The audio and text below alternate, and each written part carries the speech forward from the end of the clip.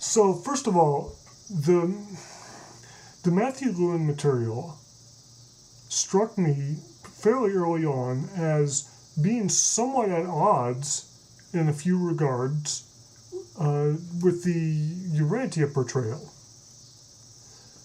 but on those same areas quite congruent with the contrasting viewpoint. Now, if you're just coming in this new, basically in the channeling that I've really examined so far, there seem to be two complementary but distinct approaches and portrayals of the cosmology of the universe and man's path to enlightenment and our beginning and everything, and the whole story of why we are here and all this stuff, along with some other points like ancient history and blah blah blah. But the main thing that really concerned me was reincarnation, because reincarnation is about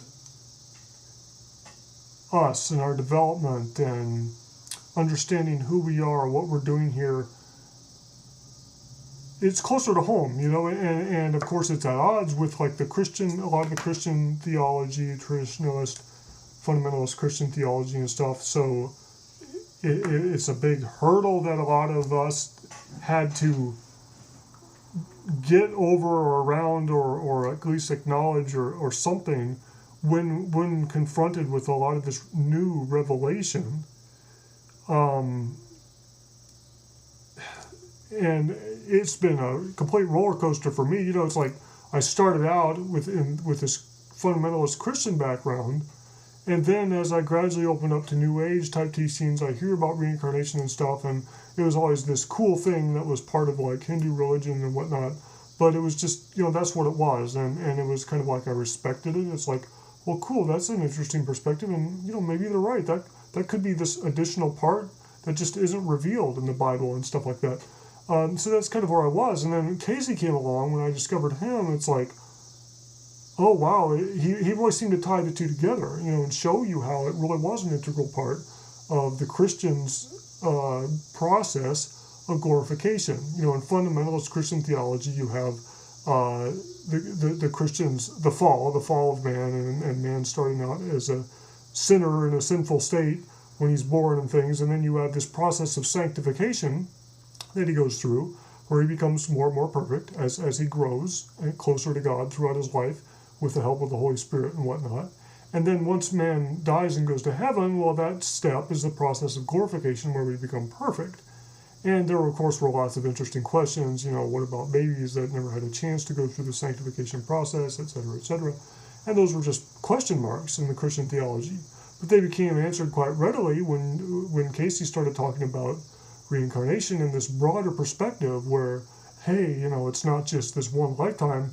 You've got a whole ton of them where you keep coming back to Earth and other similar evolutionary worlds where you're trying to learn different things in each one and learn these lessons and master different things. So if you don't make it in one incarnation in one of those worlds, and like the Earth, well, then you can always come back and try to learn the lesson again, that type of a thing. And it just made a lot more sense. It seemed less rigid. It seemed to accommodate just whatever accidental circumstances could befall hardly anyone, and seemed more realistic. So it was really perplexing when I came across the Urantia material, and the Urantia material seemed at odds with that. And here we had Andrew Jackson Davis was an exception. He seemed in a lot way more like Urantia. He never mentioned reincarnation and stuff. But man, when you had Casey, you had then Ross Peterson, Douglas Cottrell, Paul Solomon, and they all seemed to portray the exact same cosmology very tightly. It was very tightly unified. So Urantia, I come across that, and a lot of it fits very well. It's very compelling. The teaching about the higher self, the thought adjuster, the same thing as the higher self, and I don't know. Everything just seemed to fit really well. This whole idea of mankind going through these stages, and there's so much more progress to be achieved after this lifetime, that this really is just the beginning of the sanctification process, nowhere near the end, which makes a lot more sense, than boom, you're glorified, that kind of thing. But there was this gaping discrepancy that had to do with reincarnation, because Urantia and Andrew Jackson Davis, but especially Urantia, clearly portrayed this idea of us starting here. This is it. This is your beginning. This is your beginning. It's never happened before. You're the higher self that peace of God that inhabits you has never been on this earth before. So there's the only continuity. And then when asked about it directly, the Urantia teaching mission mediums, I've talked about this in a previous address, they said, well, basically, look, in a way, both are true. I mean, imagine that when a person lives a life, they create this energy field, and that stays on the earth in a way. You can imagine when other people come in, they're affected by that energy field. So you can have like millions of people affected by the Joan of Arc energy field, for example. And then that will become, in a way, a part of their past influence, past life influences. And Casey always talks about past life influences, and Paul Solomon got nebulous every once in a while about, especially in conscious waking life. I'm not sure what else he read and what all the readings were, but he would talk about if you believe in reincarnation, or from that perspective.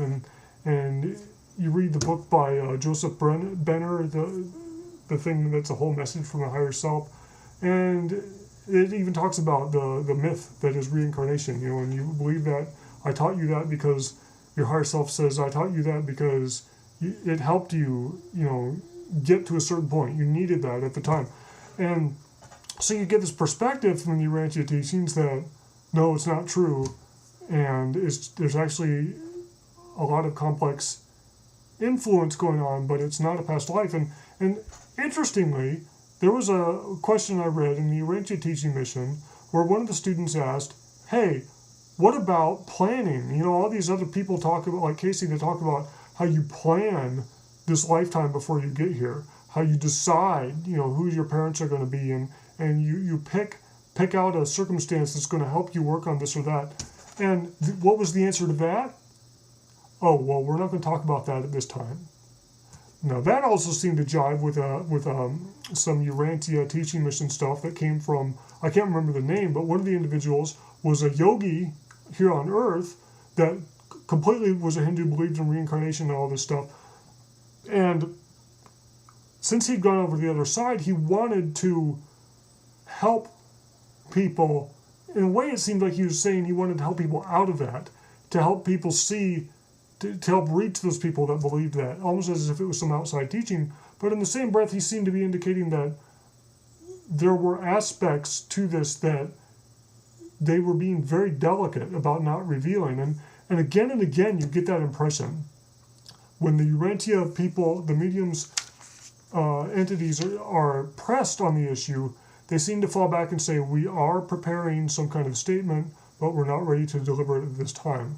And yet, you have other channels that just, bullishly charge right on ahead, portraying this classic representation that comes from also the other mediums, the deep trance mediums, about this whole system of reincarnation. And it seems to make such perfect sense.